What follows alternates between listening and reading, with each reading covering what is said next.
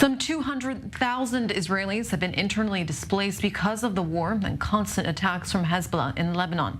Josiah Dekanu is a resident of the northern Israeli town of Netua, which sits right on the Lebanese border. He and his family were evacuated after Hezbollah began firing rockets at their community on October 8th. Josiah, thank you very much for joining me today.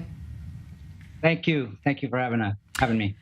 Tell me a little bit about how you and your family's life has changed since October 7th. Wow.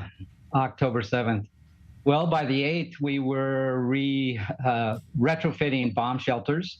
There's 9 bomb shelters in this town, and maybe 2 of them had water, put in Wi-Fi, and by the 9th, I'm standing on a bomb shelter with my son, and we're hearing artillery fire from behind us and hearing the explosion in front of us, and we realize we're somewhere in the middle. Not a good place to be. I was with 3 of my daughters and my wife and 5 grandchildren. My son and my son-in-laws were all called up into Miloim, or the Kitat Konanut, so I was the only guy there, and we didn't even have enough vehicles to get us out of town if we had to.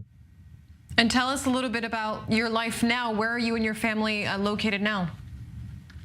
So we've actually moved 3 times. We weren't evacuated until, I believe, the 16th, where we were moved to a hotel down in Netanya with most of the population of this town. We've now moved twice, and we have a house not far from here. It actually is a safe distance away. Yet I still come up here to help out with the Kitat Konanut. I've brought supplies and those kind of things to my son-in-laws and the reserve forces. So. Tell me, Josiah, are you? I'm actually in Netua right now. You're there in Netua right now, helping those troops that are stationed there. Tell me, are you worried about Hezbollah's retaliation? Since yesterday, yeah, that was a major concern, but I'll tell you that it's been a worry the whole time. As the news came out more and more of what Hamas did on the southern border, this was one of 3 towns that was in the gravest concern of an incursion. We were the first of the 3 towns. We were the first of the 3 towns to be evacuated. So there is obviously a concern. I wouldn't bring my family back here now, or my grandkids, until we have a resolution here.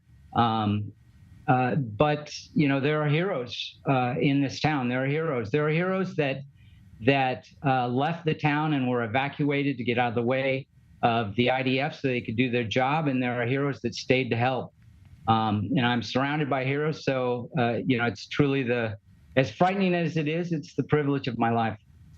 Josiah, tell me, has the government told you when you and your family can expect to go home?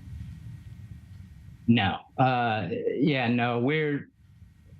It's inevitable that this is going to escalate. Even in this town, we had a farmer out in an orchard that was hit by anti-tank missiles that flies beneath the Iron Dome, that flies beneath the sirens. So there's no warning of that. And, that can't be tolerated. We can't live like that. And that's the consensus of the North. Yeah, I see on the screen, this is where 2 soldiers, this house that you see on this screen, I believe, is 4 blocks from me. You could see it out these windows. But there's an amazing story that hit there. Is the head of the Kitat Konanut broke protocol and went immediately. And had he not done that, at least 1, if not 2 of those soldiers wouldn't have survived. And so, like I said, there are heroes here, and there are miracles that are happening.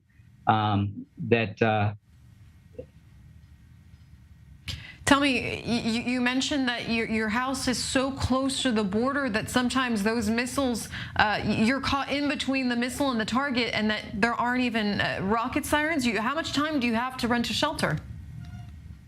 So I think we've been told immediate.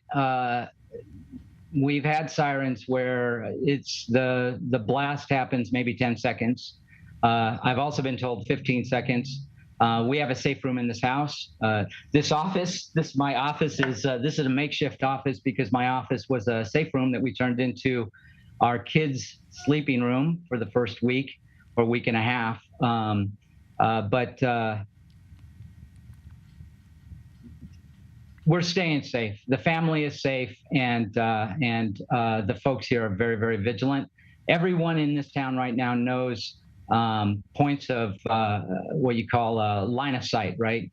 The anti-tank missiles have to be line of sight, and we know where they can see us and where they can't, and we're very, very cautious of that.